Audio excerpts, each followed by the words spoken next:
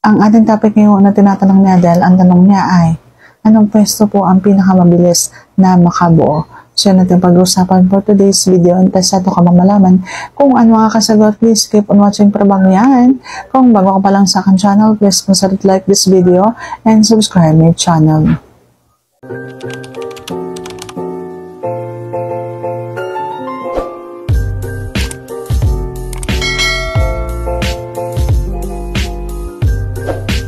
Kapag gusto na ninyong makabuo, ang pwede nyong gawing pwesto ay dalawa.